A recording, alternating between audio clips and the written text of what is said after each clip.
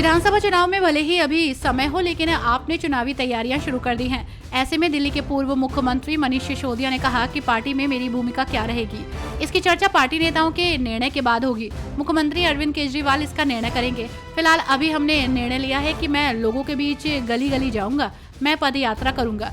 मुझे किसी भी पद की कोई इच्छा नहीं है। कोलकाता में महिला डॉक्टर से दुष्कर्म के बाद उसकी हत्या का मामला तूल पकड़ता जा रहा है। इस कड़ी में बीजेपी नेता अजय आलोक ने पश्चिम बंगाल की सीएम ममता बनर्जी पर निशाना साधा। उन्होंने कहा कि हमारा स्पष्ट मानना है कि एक महिला मुख्यमंत्री होते हुए इतनी असंवेदना देश में कभी नहीं देखी। एक डॉक्टर जो गरीब मरीजों की सेवा कर रही है, उसका रेप हो जाता है और मुख्यमंत्री पुलिस को काम नहीं करने देती है, जिससे निष्पक्ष जाँच नहीं हो पाती है। बांग्लादेश में तख्ता पलट के बाद हिंदुओं के खिलाफ हो रही हिंसा को लेकर राजस्थान के पूर्व सीएम अशोक गहलोत ने चिंता व्यक्त की है। अशोक गहलोत ने एक्स पर लिखा, बांग्लादेश में तख्ता पलट के बाद से धार्मिक अल्पसंख्यक हिंदुओं के खिलाफ हो रही लक्षित हिंसा बेहद निंदनीय है। वहां की सेना और नई कार्यकारी सरकार को अविलंब इस हिंसा को रोकने के लिए कदम उठाने चाहिए। साथ ही भारत सरकार और अंतर्राष्ट्रीय संगठनों को भी वहां हिंदुओं की सुरक्षा सुनिश्चित करने के प्रयास करने चाहिए।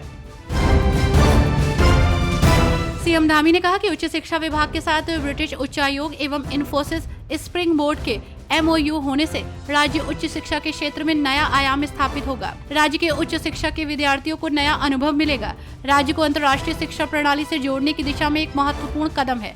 राज्य सरकार उच्च शिक्षा में गुणवत्ता सुधार के लिए निरंतर नई योजनाओं का संचालन कर रही है। भाजपा सांसद बांसुरी स्वराज ने कांग्रेस पर हमला बोला। उन्होंने कहा, गठबंधन का धर्म निभाते निभाते राजधर्म और राष्ट्र धर्म ये इंडी गठबंधन भूल चुका है। जहां एक तरफ गठबंधन के नेता बच्चियों के साथ दुष्कर्म करते पकड़े जाते हैं, तो वहीं कुछ शीर्ष नेता उन्हें बचाते नजर आते हैं। ये कहना है भाजपा नेत्री बांसुरी स्वराज का। उन्होंने कहा कि राजनीतिक स्वार्थ साधने के लिए ये अलायंस कुछ भी कर सकता है। आरजीकर मेडिकल कॉलेज और अस्पताल बलात्कार हत्या मामले पर बोलते हुए माकपा नेता सुभाषिनी अली ने कहा कि मामला CBI को सौंप दिया गया है। हमें उम्मीद है कि सच्चाई सामने आएगी। ममता बनर्जी पर हमला बोलते हुए उन्होंने कहा कि ऐसा लगता है कि ममता बनर्जी के मेडिकल कॉलेज के प्रमुख के साथ बहुत अच्छे संबंध है, क्योंकि जब उन्होंने इस्तीफा दिया तो उन्हें 4 घंटे के भीतर एक बड़े कॉलेज के प्रमुख के रूप में नियुक्त कर दिया गया, जिसकी वजह से कई सवाल उठते हैं।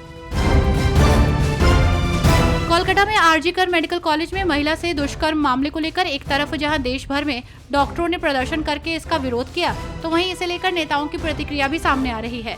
ऐसे में कांग्रेस प्रवक्ता पवन खेड़ा ने इस मामले को लेकर भाजपा पर राजनीति करने का आरोप लगाया है।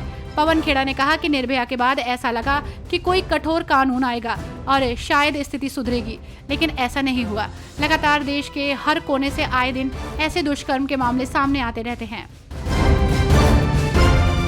राजद प्रमुख लालू प्रसाद यादव के बयान पर राजद नेता तेजस्वी यादव ने कहा कि अभी बिहार को ठगा जा रहा है। कोई कारखाना नहीं, कोई नौकरी नहीं, कोई विकास के काम नहीं। स्पेशल राज्य का दर्जा देने की बात हुई थी, लेकिन उन्होंने वो भी मना कर दिया। इन लोगों ने केवल बिहार को ठगने का काम किया है, जबकि हम लोगों ने काम करके दिखाया है। लालू जी रेलवे मंत्री थे, तब 90,000 करोड़ का मुनाफा था। इस बार के बजट में रेलवे का कोई जिक्र नहीं किया गया। जम्मू कश्मीर हाईकोर्ट ने पूर्व सीएम फारूक अब्दुल्ला और अन्य के खिलाफ JKCA मामले में ईडी के आरोप पत्र को खारिज कर दिया। ये मामला जम्मू और कश्मीर क्रिकेट एसोसिएशन में कथित अनियमितताओं को लेकर मनी लॉन्ड्रिंग से जुड़ा है। जस्टिस संजीव कुमार की ओर से पारित सिंगल बेंच के आदेश में कहा गया कि व्यक्तियों के खिलाफ कोई भी अपराध नहीं किया गया था और इसलिए ईडी द्वारा दायर आरोप पत्र और पूरक आरोप पत्र रद्द कर दिया गया। मुख्यमंत्री पुष्कर सिंह धामी ने कहा कि स्वच्छता अभियान को सामूहिक प्रयासों से ही प्रभावी ढंग से किया जा सकता है। सभी को अपनी सामाजिक जिम्मेदारियों का निर्वहन करते हुए पूरी क्षमता से स्वच्छता मिशन पर कार्य करना चाहिए। शहरों की स्वच्छता की जिम्मेदारी हम सभी की है। उन्होंने कहा कि मानसून के दौरान बीमारियों से बचाव के लिए पर्यावरण मित्रों ने अपनी जिम्मेदारी का निर्वहन पूर्ण मनोयोग से किया है।